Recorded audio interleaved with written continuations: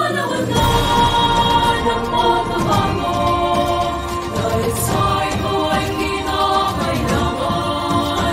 Tayo na magtulong-tulong na maunlarin ang mahal natin.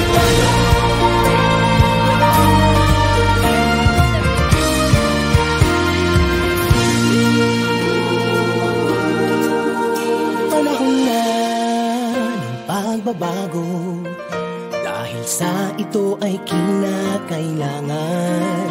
Tayo na magtulong-tulong na paunlarin ang mahal nating bayan.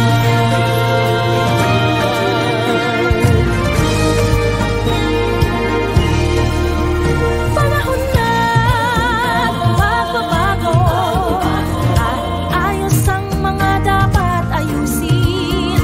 Dapat lang maging tungkulin ng bawat mamamayan dito sa atin. Ng pagbabago patungo sa pag-asenso, magsikap ng mabuti at nang kuminhawa tayo. Malaki natin sa mundo at ipamalas ang bagong Pilipino at bagong Pilipinas. Panahon na ng pagbabago, ang pilitin natin ang sarili natin at nawala na ugaling, dahil sisay ka sa atin ang lahat. Panahon na ng pagbabago, at mamunan sa kahit anong larangan. Ang tagumpay ay karangalan. Alay o ihandog natin sa bayan. Daming ulit nang napatunayan ng Pilipino ang husay at takas, kagandahan at talento. Makipagpaligsahan kahit anong oras, ang bagong Pilipino at bagong Pilipinas.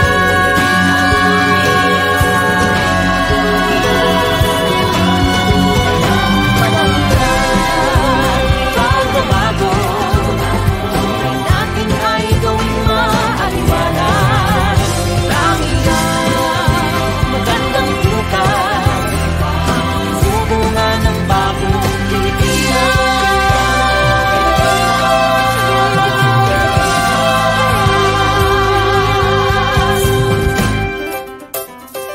panahon na.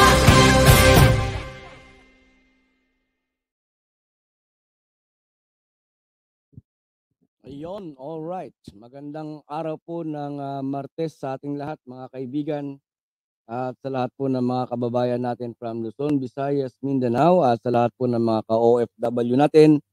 Saan lupalop man po kayo ng daigdig naroroon, isang mapagpalang araw po ng Martes. Yan yung ating thumbnail mga kaibigan, no? Day 7, huling alas ni Padrino Robin. Diba? At talagang bigo siya na makapangalap o makakumbinsi, no? Makakumbinsi ng 8 senador na sasama sa kanya para labanan yung hinihingi na contempt or warrant nitong si Senator Risa Hontiveros, no mga kaibigan.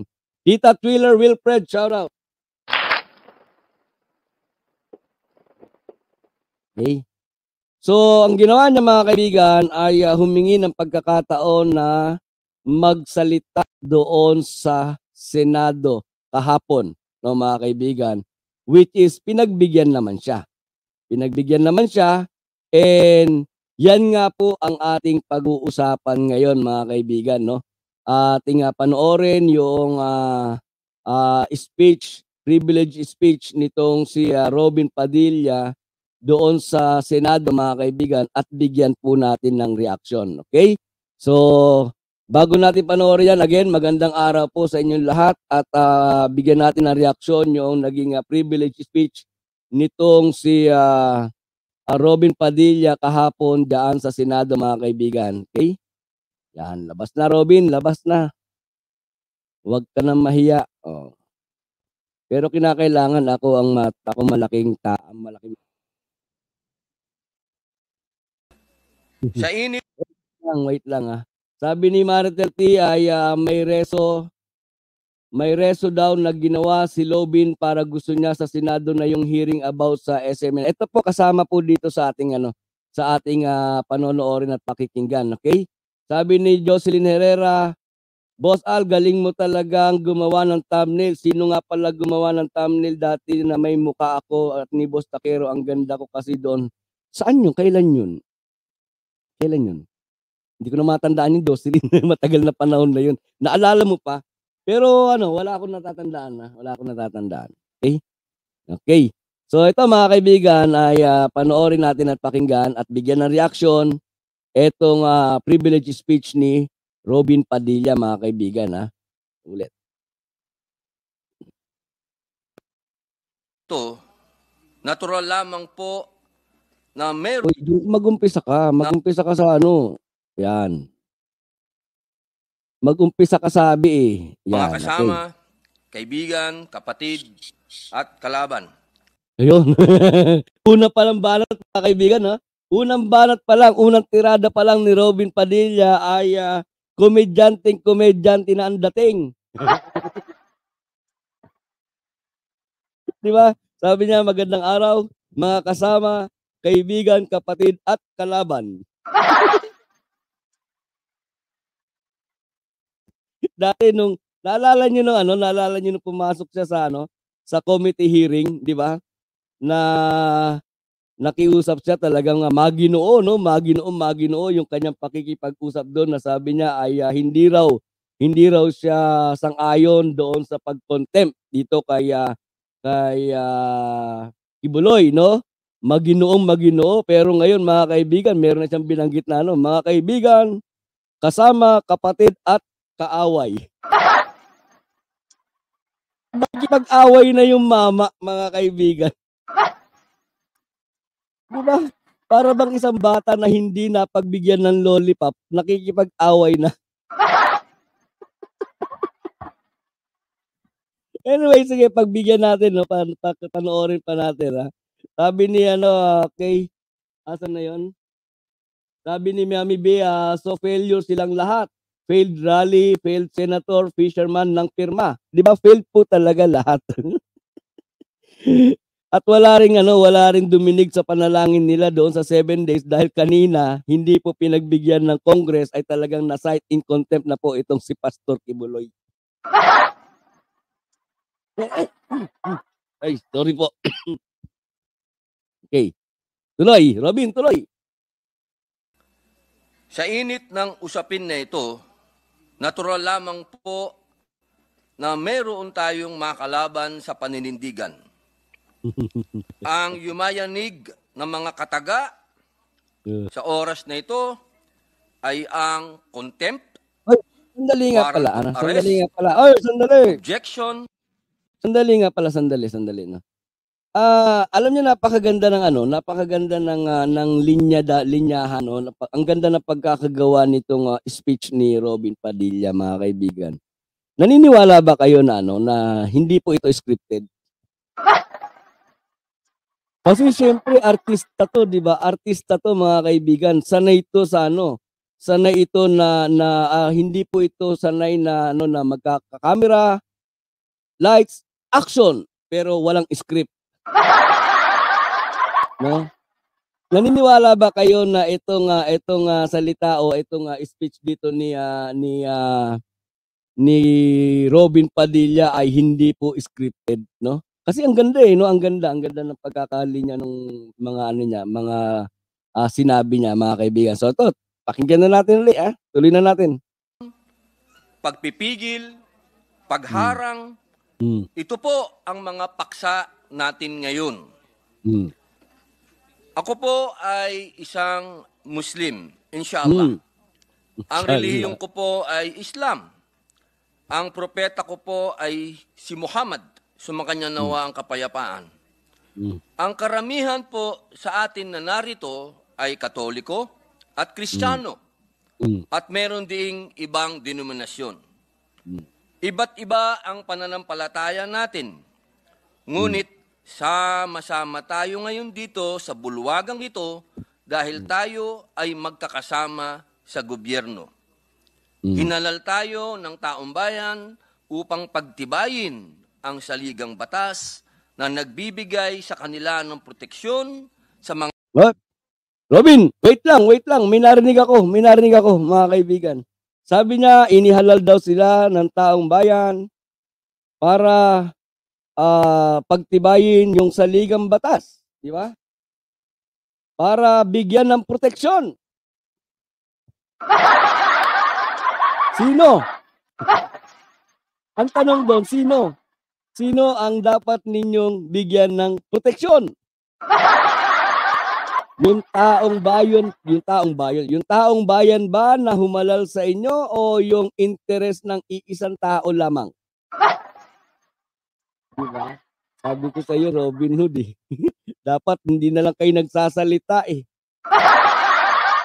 Dahil pagka ako ang bumusisi, pag ako ang bumusisi sa mga pangungusap na ginagawa ninyo, eh talaga namang wala tayong pakakawalan. Wala tayong paliligtasin kahit na isang salita. Ay, tuloy. mga kalaban ng inang bayan. Wala pong kinalaman ang relihiyon o ating pananampalataya sa trabaho natin dito. Ang ating relasyon sa Panginoon. Sandali. Wala daw kinalaman ang relihiyon at pananampalataya sa trabaho nila sa Senado. Pero bakit sa lahat ng mga senador, pasintabi sa mga marami tayong kaibigan Muslim, no. Ito naman ay naiko-content lang natin dahil dito sa sa taong ito, dahil sa senador na to, no. Okay? Bakit sa dami ng mga senador, sa lahat ng mga senador, every time na magkakaroon ng privilege speech, no, na gaya ng hiniling nitong si Robin Padilla, sabi niya ay wala raw kinalaman, di ba? Wala raw kinalaman ang relihiyon sa trabaho nila. Pero every time na magsasalita itong si Robin Padilla, alam naman na nating lahat na siya ay Muslim, di ba? Alam na nating lahat na siya ay Muslim. Pero every time na magsasalita siya ay talagang naroon yung usal ng panalangin ng pang-Muslim, no, mga kaibigan. Sabi niya, wala raw kinalaman ang relihiyon. Yun lang naman yun, mga kaibigan, no? Panginoong may likha ay para lamang sa mga sarili natin. Ang posisyon Bernard, shout out Bernard. na ating sinumpaang gagampanan ay nahubog sa kapayapaang inaasam ng taong bayan.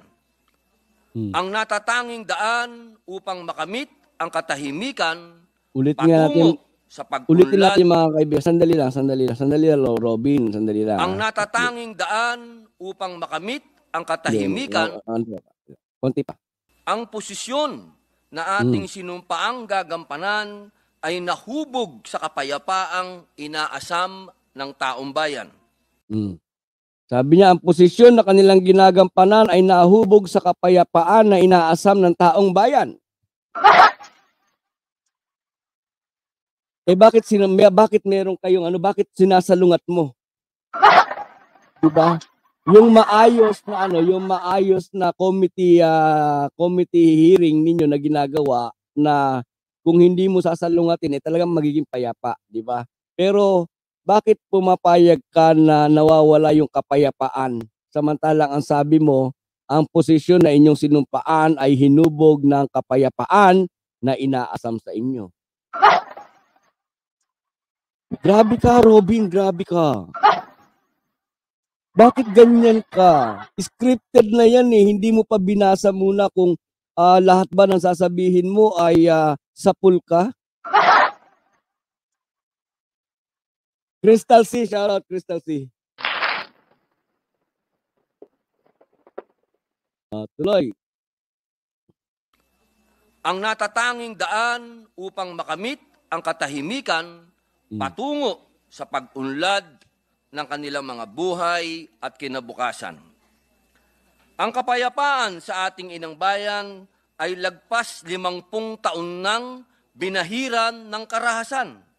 Hindi lamang sa malalayong lugar, kundi sa ating mga syudad.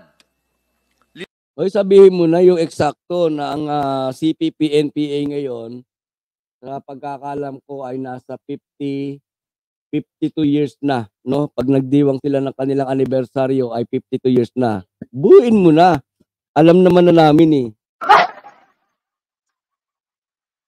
5 dekadang bumalot ng takot, pangamba, at huwad na pag-asa.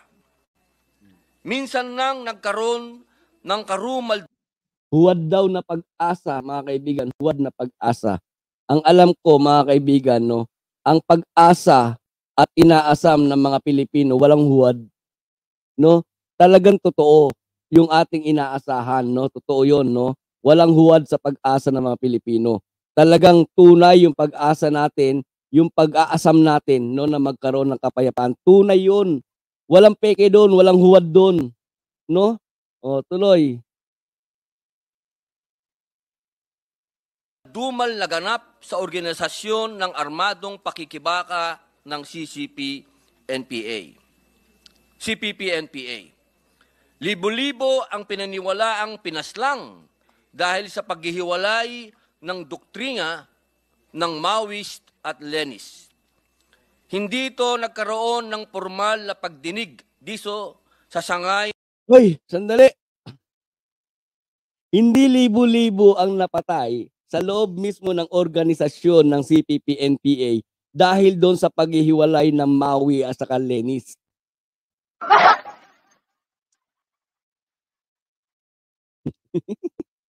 Libo-libo ang namatay dahil talagang mahilig sa mga madudugong inkwentro itong mga kaibigan mong CPP-NPA. At kasama doon sa mga libo-libong mga namatay noon, ito yung mga gusto nang kumalas, gusto nang bumalik sa gobyerno pero pinapatay nila yung mga kasamahan nila, no? Kaya nga sabi ko, mga kaibigan, no, kung merong gagawa ng diyan sa buong yung Sierra Madre, yung kabundukan ng Sierra Madre na yan, no? Kung merong magsasaliksik diyan, napakarami yung makikita mga buto ng mga tao na nalibing diyan.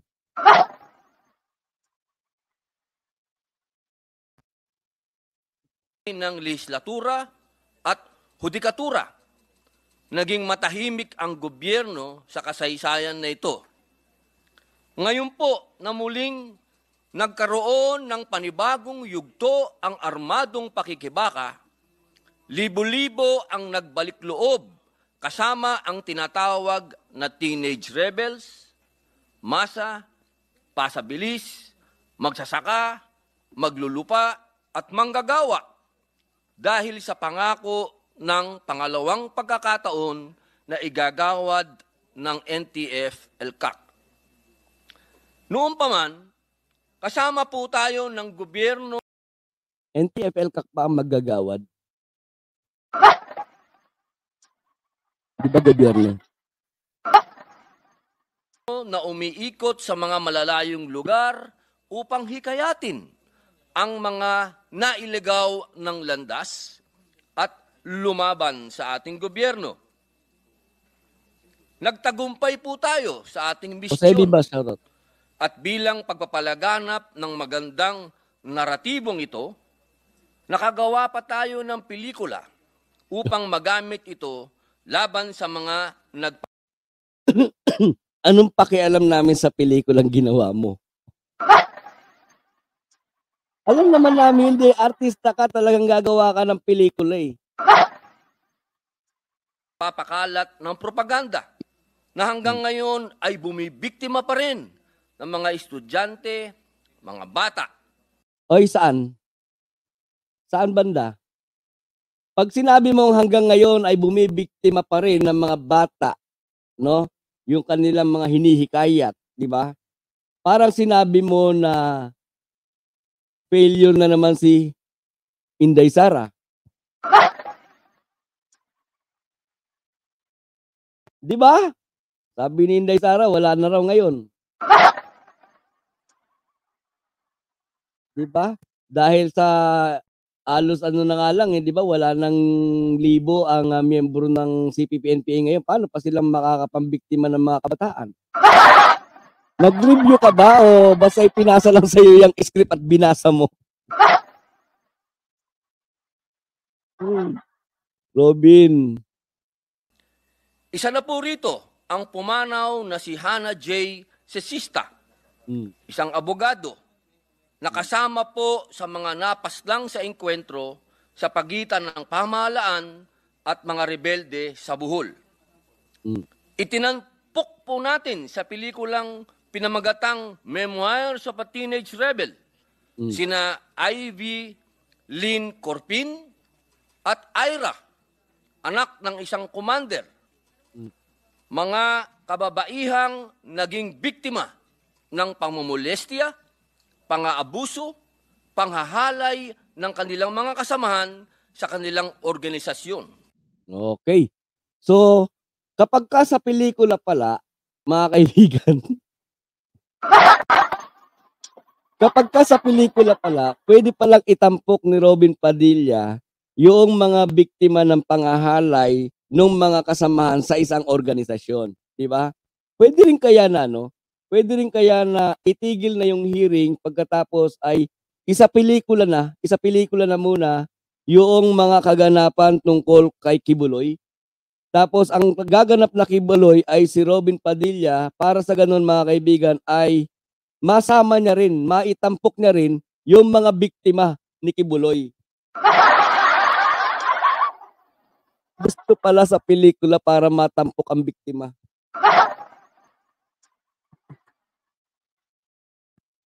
Tuloy.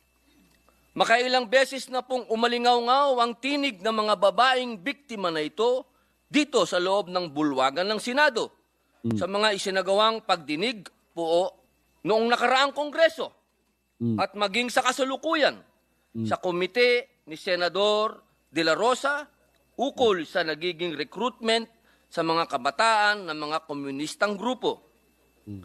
Sa likod ng mga kaganapang ito, meron pong isang tao na gumamit ng kanyang lakas, enerhiya at kasangkapan upang manindigan at magpakalat ng impormasyon kung bakit hindi nararapat na maligaw ng landas ang ating mga kababayan.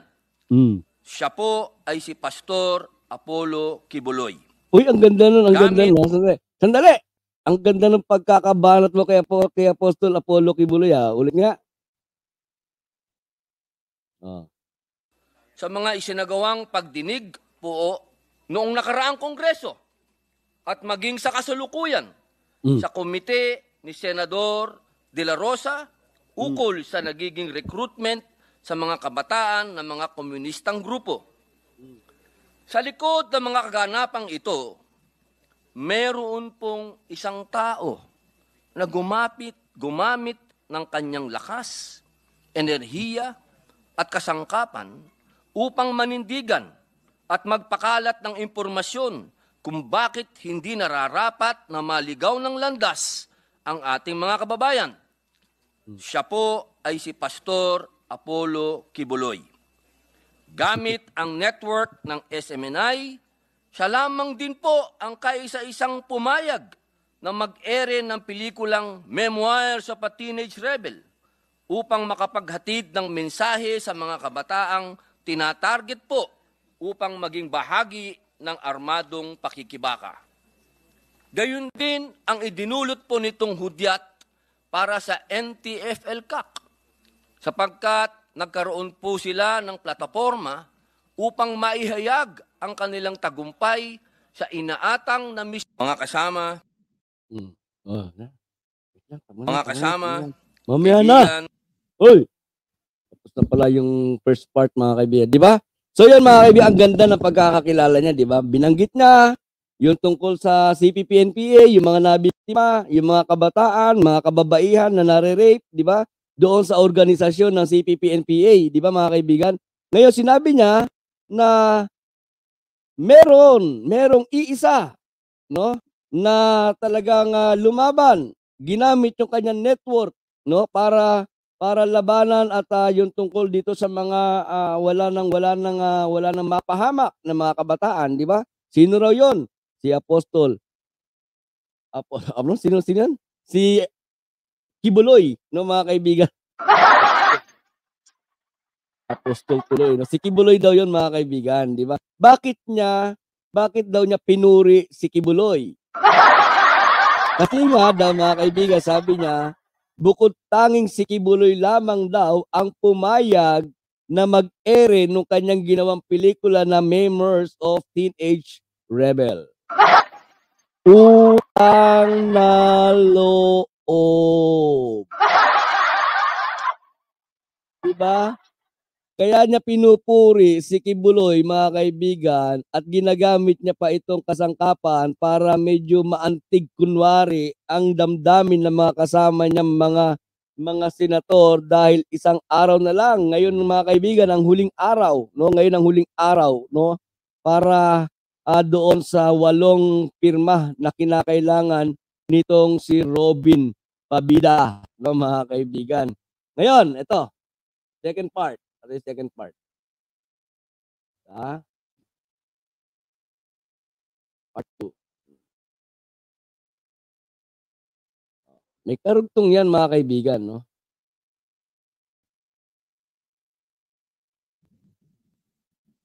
TFL-CAC, kundi makuha ang puso at isipan ng mga biktima ng armadong pakikibaka. Ayon po sa kanilang datos, sa 89 na aktibong guerrilla fronts noong 2018, sa kasalukuyan po ay mayroon na lamang 11 na kung tawagin ay weekend guerrilla fronts. Ang ibig pong sabihin, hindi na po sumusuporta dito ang mga dati nilang mga ground mass bases. Nobyembre 2020 pa lamang ay binibigyan na ng suporta ng SMNI ang nagbalik loob na magkaroon ng plataforma upang marinig ang kanilang mga tinig sa ating lipunan. Yun nga ba ang ginagawa sa SMNI? Binibigyan daw ng pagkakataon na marinig ang tinig nung mga binigyan ng pagkakataon doon sa ating lipunan, no? Binibigyan daw ng pagkakataon sa SMNI. Maganda nga ba at umaakma nga ba sa layunin nila? Or binigyan lamang ng pagkakataon ng SMNI na maging legal yung kanilang pagsasalita at pagsigaw laban sa bayan? Di ba? Yun ang nakikita namin, Robin Padilla. Tuloy.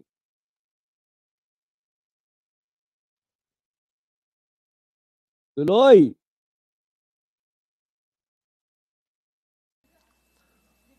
Hulyo 2021, sa pamamagitan po ng programang Laban Kasama ang Bayan, libre at voluntaryo po ang pagbibigay ng suporta ng SMNI sa whole of government approach laban sa insurgency na isinusulong ng NTF-ELCAC.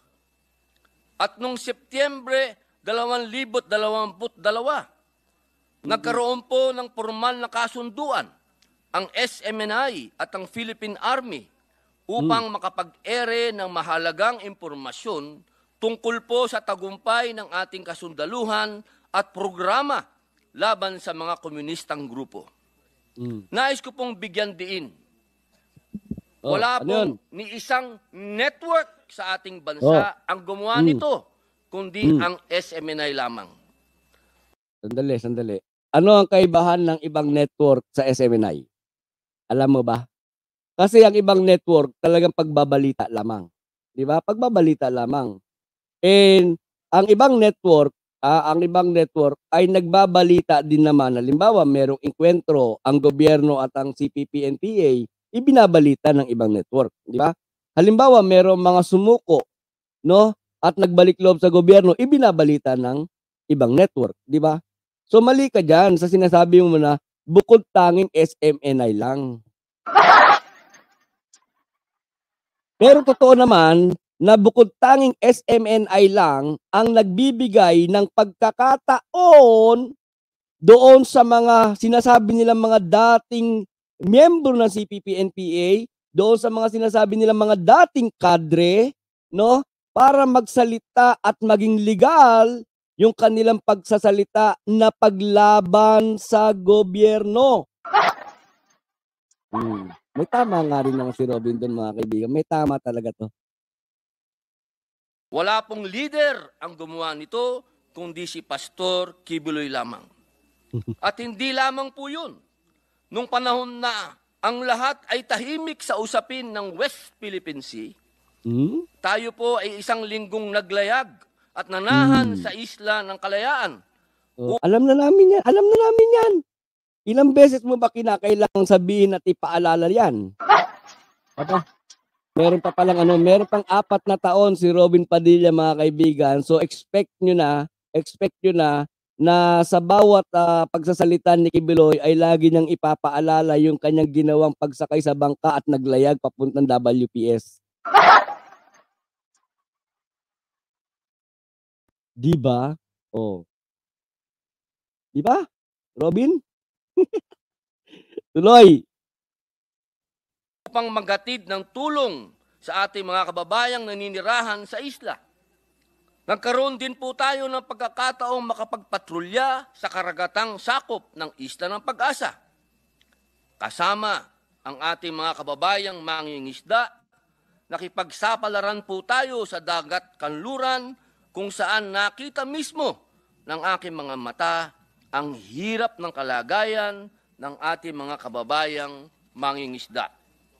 Tinawag ko po ang dokumentaryong ito na Isang Linggong Pag-ibig na aking inialok upang maiere sa mainstream media, maging sa mga government networks. Ngunit muli po, walang tumanggap kundi ang SMNI. Wala pong tumanggap kundi si Pastor Kibuloy, sapagkat siya po'y naniniwala na dapat mabigyan ng pangarangal ang mga mangingisdang Pilipino sa kanilang sakripisyo sa dagat kanluran. Ginoong Tagapangulo, hindi ko lamang po talaga maunawaan kung bakit paano nangyari sa isang programa lamang po ang may sinasabing paglamag sa pamamahayag, ngunit buong network ang tinamaan, buong network ang pinashutdown. Dahil sa desisyong ito, madamay pa ang iba pang mahahalagang programa at content na umeere po sa network, kabilang na po ang mga nilalamang pangrelihiyon o religious content. Malinaw naman pong pagsasagasa ito sa ating freedom of religion and freedom of speech. Ginoong Tagapangulo, sa puntong ito ay isa lamang po ang ating kahilingan para kay Pastor Apollo. Wait lang, bago ka humiling para kay Pastor Apollo Kibuloy mo, no? Bobo ka rin naman pala eh. Hindi ka lamang action star, hindi ka lamang bad boy, hindi ka lamang komedyante, bobo ka rin pala talaga. Ang linaw-linaw sa ginawang mga pagdinig sa Kongreso kung bakit sila napunta doon sa pag-revoke ng prangkisa, di ba? Hindi dahil sa sinisikil yung kanilang karapatan sa pamamahayag, di ba? Kasi katulad ng ginagawa mo, kinukonsinti mo sa pagiging matigas ang ulo. Di ba? O kung binigyan ng pagkakataon na dumalo doon si Kibuloy, di ba mga kaibigan, dumalo doon si Kibuloy at naipaliwanag niya yung kanyang side at naipaliwanag niya yung mga katanungan ng mga kongreso, ng congressman, mga kaibigan, eh di sana baka nabigyan pa ng pagkakataon. Mabait naman ng kongreso tulad kanina, o di ba, i-revoke na lang o binigyan pa ng pagkakataon ng Biyernes. Di ba? Oh, ikaw naman Robin, di ba? Tapos yung sinasabi mong pagsikil sa relihiyon. Kailan sinikil ng gobyerno ang relihiyon?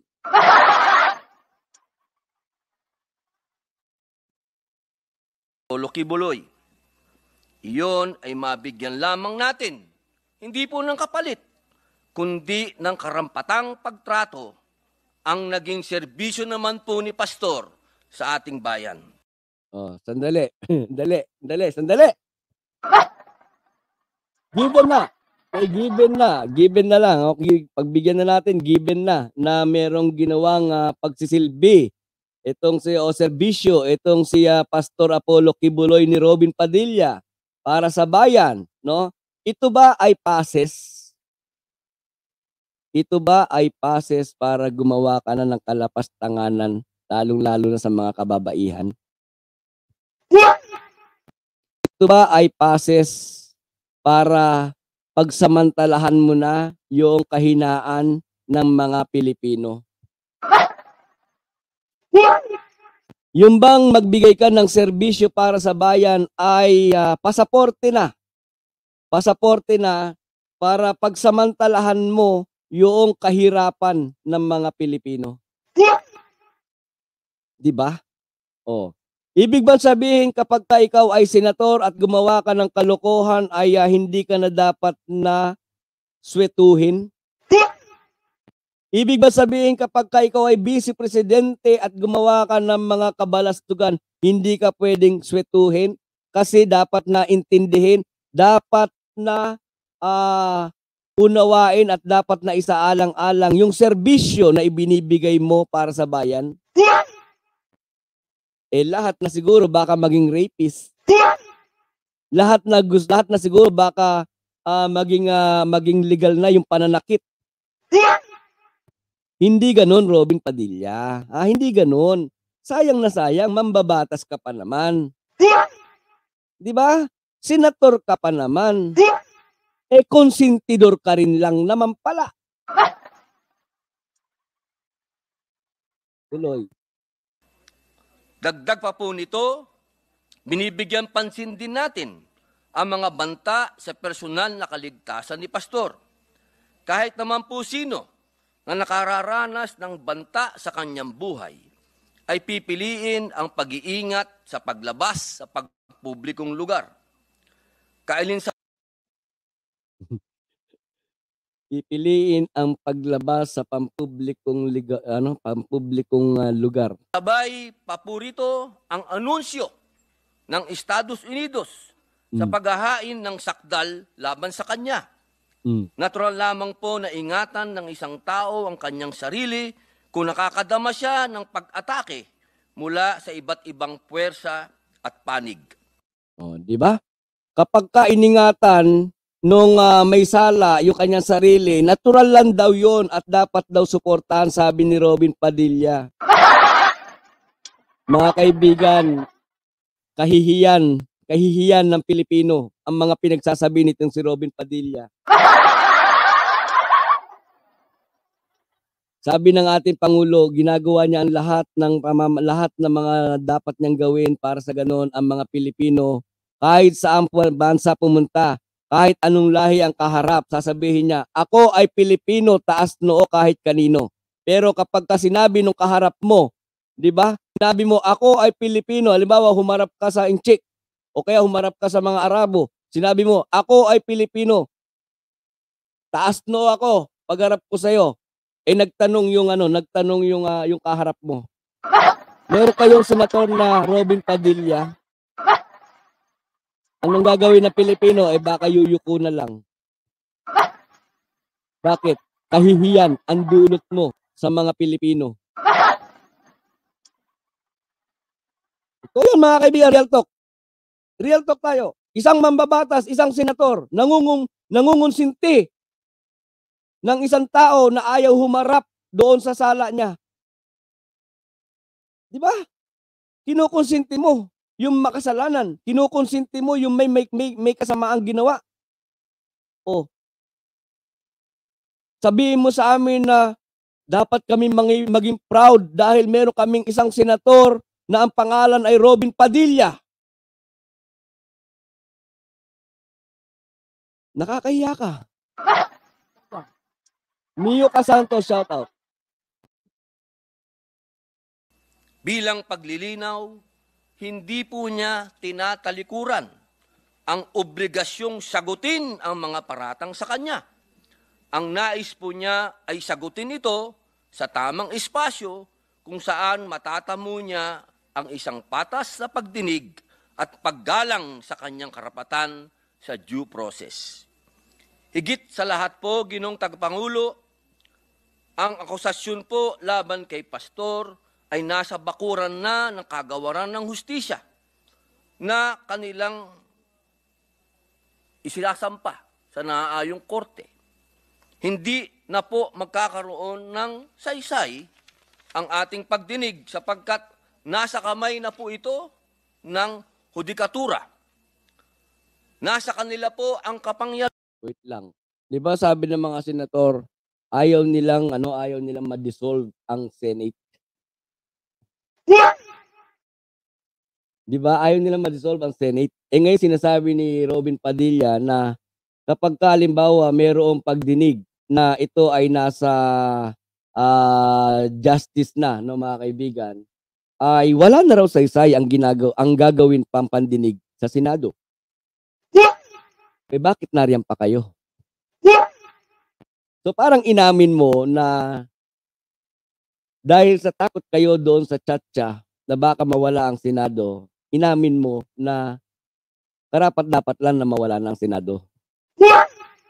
Di ba? O, sa bibig mismo ni Robin Padilla yan, mga kaibigan. Ha? Sa bibig mismo ni Robin Padilla yan nanggaling, mga kaibigan. Wala raw saysay, wala nang saysay, no?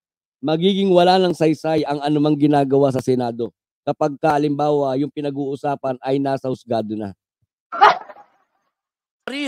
Upang magpataw ng desisyon at kung sino po ang inosente at kung sino po ang nagkasala.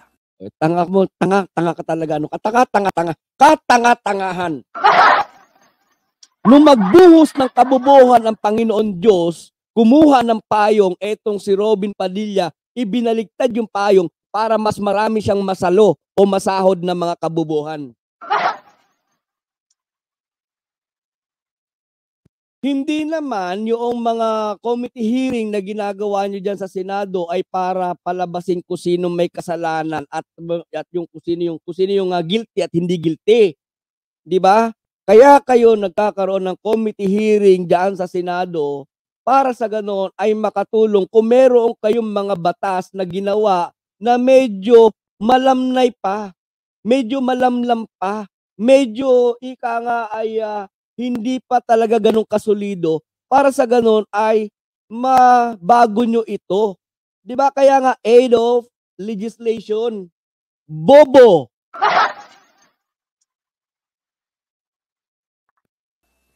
Hindi na rin po siguro kakailanganin pa na magkaroon ng hiwalay pang pag-uusisa ang dalawang sangay ng lehislatura sa mataas at malaking kapulungan na dagdag na isinasagawa ng ehekutibo. Bugok. Yung bang pinag-uusapan sa Kongreso at saka sa Senado, iisa? Iisa ba ang issue na pinag-uusapan sa Kongreso at saka Senado? Kung iisa lamang yan, halimbawa, pinag-uusapan doon sa Kongreso ay yung nagsumbong itong mga biktima na sila ay na-rape. Nagsumbong itong mga biktima na sila ay pinapalo, sinasaktan kapag hindi nakaabot sa kota. Tapos ganun din sa Senado, yun, pag-isahin ninyo. Magkaiba ang issue eh. Magkaiba ang issue tapos pag-iisahin ninyo. Di nagkarambola kayo dyan. Sabi niya kanina, di ba? Tayo ay inilagay sa posisyong ito, sinumpaan natin, bunga ng kapayapaan. Kapag ka magkaibang issue tapos isang venue, paano magkakaroon ng kapayapaan doon? Hindi magulo. Bobo. Di ba? Tuloy. Pamamagitan ng kagawaran ng hustisya. Masyado na pong sa palagay ko ay magastos ito. Bilang pangwakas po, Ano ba importante? Magastos o mapaganda ninyo ang batas? Diba? Kaya nga kayo pinunduhan. Kaya nga kayo sinusweldohan. Diyan sa Congress, diyan sa Senate, di ba? Sinusweldohan kayo galing sa buwis na pinaghirapan ng mamamayang Pilipino. Bakit? Para mapaganda ninyo yung mga batas, maayos ninyo yung mga batas. Di ba? Ngayon sasabihin mo na magastos. Walang problema kung magastos, may pondo kayo eh. Di ba? Ang problema, ang hinahanap ng taong bayan ay makita na maaayos ninyo yung batas. Di ba? Yung mga medyo matamlay na batas. Di ba? Yung medyo hindi solido ang pagkakaayos ng batas, dapat nyong ayusin. Di ba? Kaya nga may pondo, kaya nga may budget eh. At kaya kayo nariyan para ayusin ang batas. Bakit iisipin mo yung gastos? Yun lang, di ba? Yung Rebecca Lagmay, di ba? Yun lang. Kaya siguro niya iniisip ang gastos. Di ba? Baka mabawasan yung kanilang ibubulsa. Tuloy. nais ko pong ihayag sa opisyal na record ang ating kahilingan. Ang mabigyan po ng konsiderasyon ang hiling ni Pastor laban sa contempt order ng Committee on Women, Children, Family Relations, and Gender Equality at mabigyan ng daan ang pagpapalabas po ng show cause order kay Pastor sa susunod na pagdinig. Maraming salamat po, Ginoong Tagapangulo. Ay, salamat. Natapos din. Diba? Yun na lang daw, show cause order daw mga kaibigan. Yun na lang daw ang gustong gawin. Wag na lang daw i-contempt. Oh, ano sagot niya alam niyo mga kaibigan, may sagot dito si Risa Hontiveros. No? May sagot po si Risa Hontiveros dito mga kaibigan. Ito. Bago tayo pumunta sa ating pangalawang topic. Ang gastos mo sa oras, Robin? Hindi ko po i-interpellate ang aking kasama dito sa Senado. Nais ko lamang po magbigay ng isang maikling manifestasyon kaugnay ng ibinanggit. At ang manifestasyon pong ito ay pagbanggit lamang uli sa ano ang status sa ngayon ng proseso ng pagdinig ng resolusyon sa ibinanggit na komite, ang Senate Committee on Women, Children, Family Relations, and Gender Equality. Ang status po doon ay 2 beses pong inimbita yung resource person.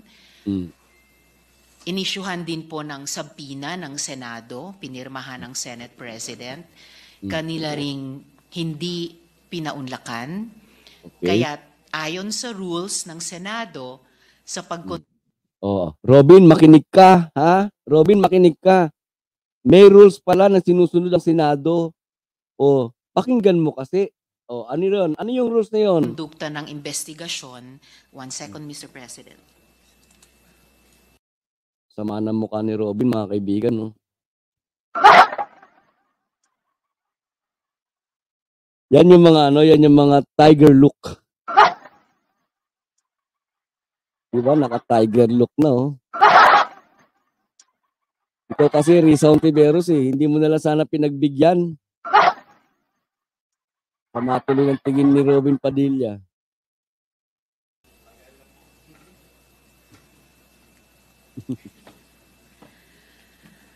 Ayon sa rules ng Senado sa pagkondukta ng investigasyon in aid of legislation, ay nirule ko po, nirule ng chair para i-cite in contempt yung resource person at ipinahayag na hihilingin sa Senate President Ipaaresto yung resource person para sa wakas, ipaharap na sa komite para makasagot sa mga seryoso. Yon, di ba? Ang linaw. Kaya ipapaaresto yung resource person para sa wakas ay humarap na po sa Senado, sa committee hearing para sa wakas ay masagot na po, di ba? Yung mga paratang sa kanya. Robin, makinig ka ha. Hindi ipapaaresto yung resource person para husgahan. Hindi ipapaaresto yung resource person para hatulan. Hindi ipapaaresto yung resource person para ipakulong, 'di ba? Kinakailangan lang niyang humarap, sagutin, linawin at linisin yung kanyang side. 'Di ba napakabait pa ng ating gobyerno?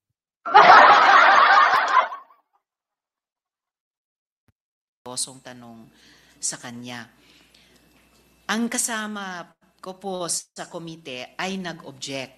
At dahil doon, ayon din sa rules ng Senado, binigyang daan ng chair na magkaroon ng 7 araw upang makabuo ng majority ng mga miyembro ng komite para mag-object.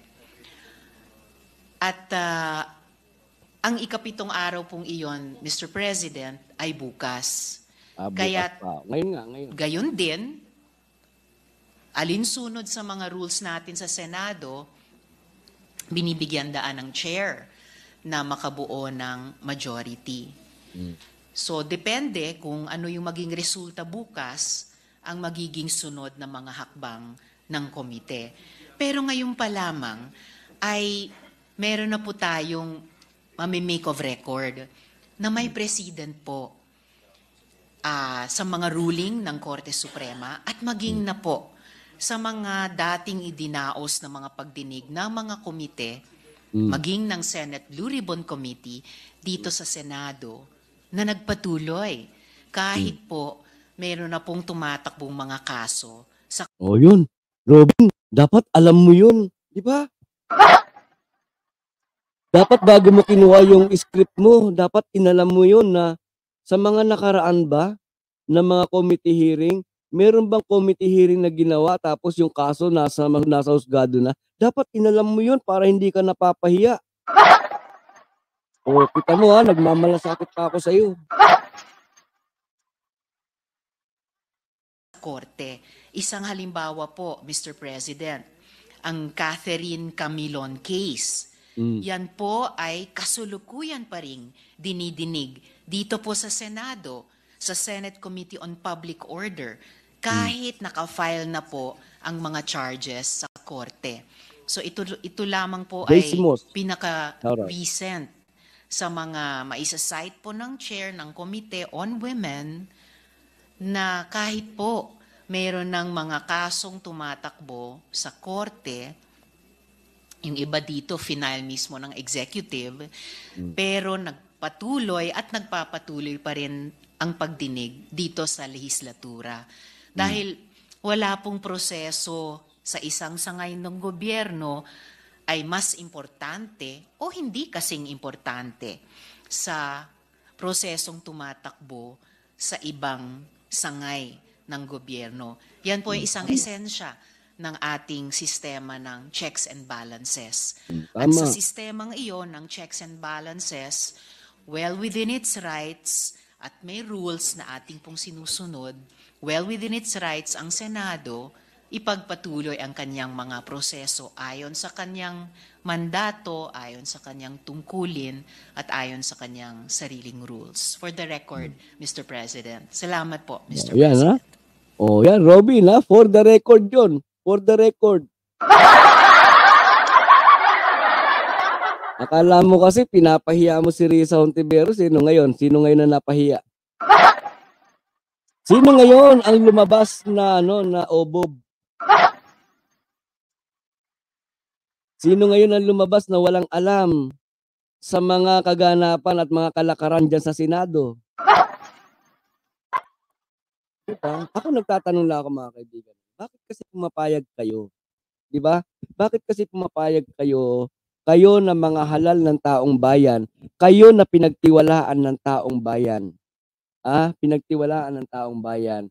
hinihalal kayo dahil mataas yung naging pagkilala sa inyo ng taong bayan. Di ba? Pero bakit pumapayag kayo na yung taas ng pagkakilala at paggalang at pagrespeto sa inyo ng taong bayan ay ibagsak nyo lamang dahil lamang sa pagtaw ng utang na loob?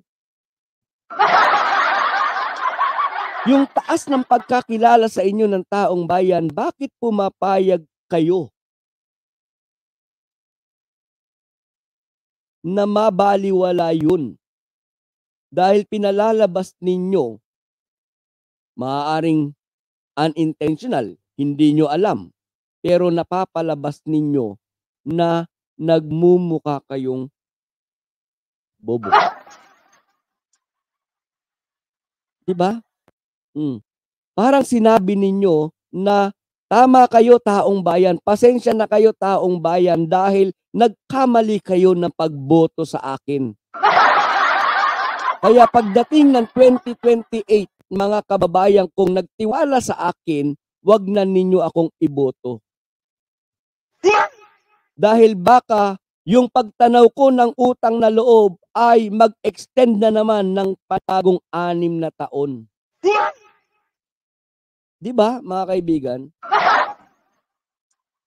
Kayo, ano po ang masasabi ninyo dito sa mga kilos at ginagawa nitong pananalita at ginagawa nitong isang senator na may pangalang Robin Padilla, mga kaibigan, no? Na talaga namang ginagawa ng lahat at talagang parang sinisilihan na yung wet po niya dahil ngayong araw na to, di ba, ang huling araw na ibinibigay sa kanila para makapangalap po ng majority, no? Ibig sabihin ng majority yung kahit 8 pirma man lang, di ba?